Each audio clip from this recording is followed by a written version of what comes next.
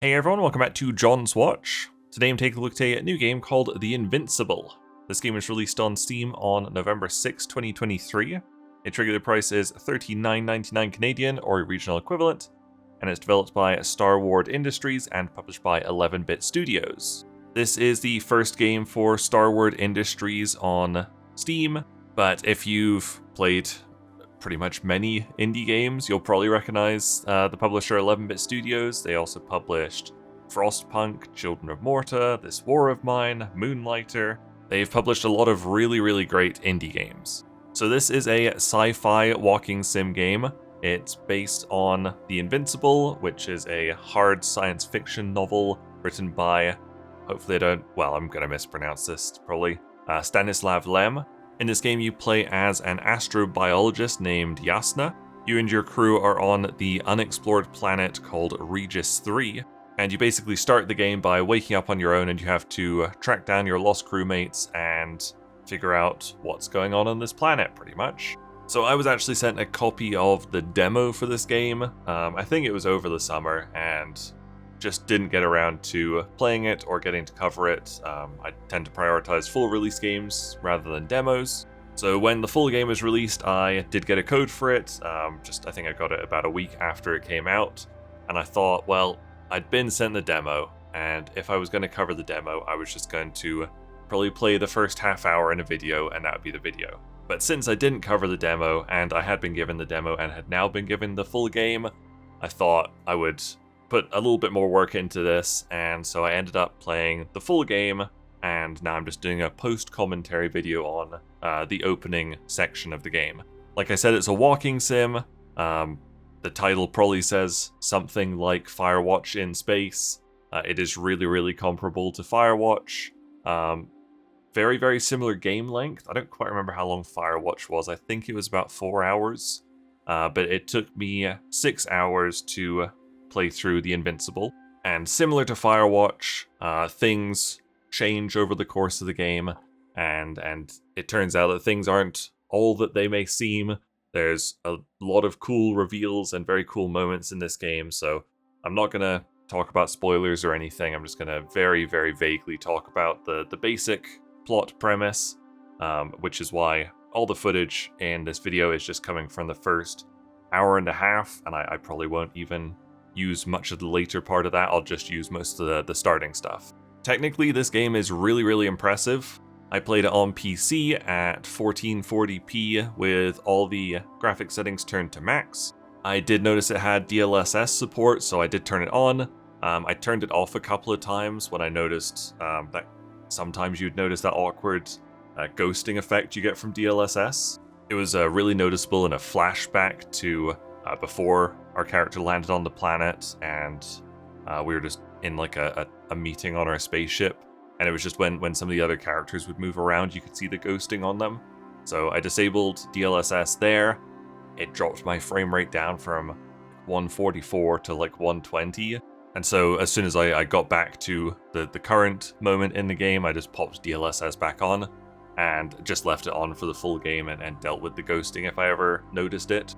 And with DLSS on, playing at 1440p with all graphics up at max, I stayed at 144 FPS for probably like 90% of the game, I would guess. Maybe 90 to 95%. A couple of the busier, environmentally wise areas would cause it to drop down to like 130 FPS, like hardly noticeable at all. But yeah, I hardly got any FPS drops at all when I was playing with DLSS on, so just it's really well optimized, and it's managed to implement DLSS really well. This was a very pleasant game to play performance-wise on PC. So like I said, you play as the astrobiologist Yasna. For most of the game, you're going to hear Yasna talk, and you're going to hear her Astrogator responding to her, who's like the ship's captain, I guess. The Astrogator Novik. So I would say probably like 80% of the game you're just hearing those two voices, and luckily they are cast very well. It took a lot to find the voice cast for this game. It's not on IMDb anywhere, not on the store page, but I did manage to find one video on YouTube that included the credits. I had to go through like 4 videos before I found one that kept the credits in. And Yasna is played by Daisy May. Couldn't find anything about her, especially because it is quite a common name. And Novik is played by Jason Bauhan, who has just done various other voice acting jobs. He was in the most recent Plague Tale, I believe. So this game is set on the planet of Regis III, which is a vast, uninhabited desert planet. And so you spend a lot of time moving around this area, and it looks really, really good. The skybox especially looks fantastic. You get some really, really beautiful vistas when you're looking out over cliffs and stuff like that. Up close, the textures don't look brilliant. You do kind of like super basic platforming where you walk up to like a wall that you're allowed to climb up and you push W to climb it. So when you're up close to textures like that, they don't look brilliant, but everything from a distance looks really, really great. I was wondering if any of the user tags on Steam would mention horror at all, because it's definitely not a horror game, but it's obvious, like it's a very eerie premise. You are on this unexplored planet, and you have to wander around and find your missing crew and stuff like that. You're all by yourself. Sometimes you're cut off from communication. So definitely not a horror game, but some really eerie moments. It's it definitely, like I was playing some of it yesterday evening, and I was like, man, this is pretty like unsettling to play, when it's dark around. It's really cool, really great atmosphere in this one.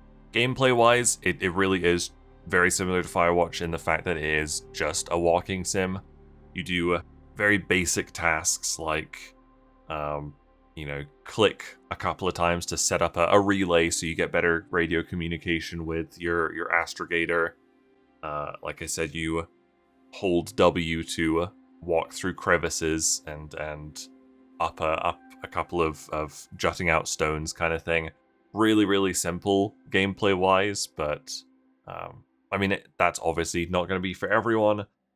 But I absolutely loved Firewatch, so as soon as I saw one of the Steam reviews said, this is like Firewatch in space, I was like, I need to play this.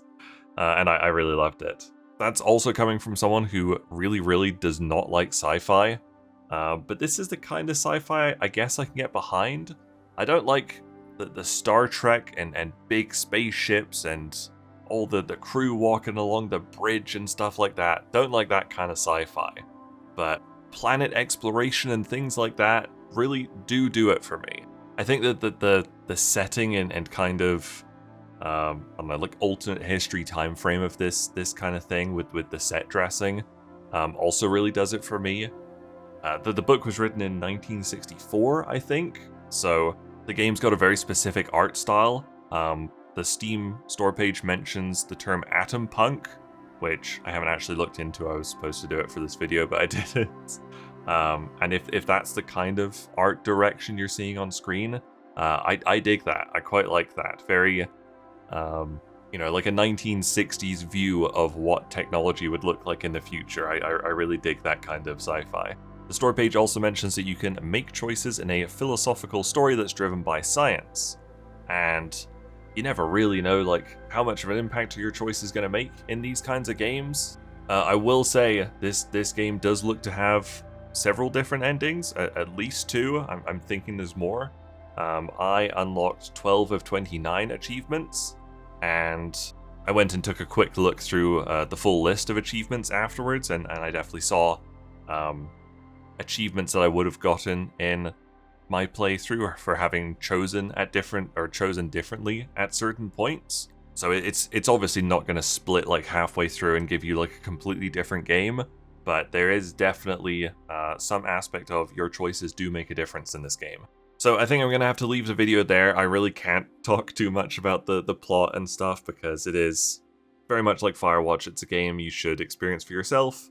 If you like walking simulators and you like sci-fi, if you liked Firewatch, I think you will probably really enjoy this game. Like I said, it took me 6 hours to do this playthrough. I'm not going to do another playthrough right away, but I could definitely see myself coming back to this in a year or two to try and get the other ending and maybe get some of the other achievements, because I have less than half of them so far. So I would say there is some replayability in this game, but probably not right away. Like I don't think you'd want to do 2 playthroughs back to back, because it would be very similar for a good part of it, I think. But overall, I really liked this, which somewhat surprised me because I don't like sci-fi all that much, but also it was described as Firewatch in space, which sounds pretty cool to me, honestly. There you go, that was my video on The Invincible. Thank you guys very much for watching. Make sure you leave a like and subscribe if you enjoyed this video, and I'll see you guys later. Bye!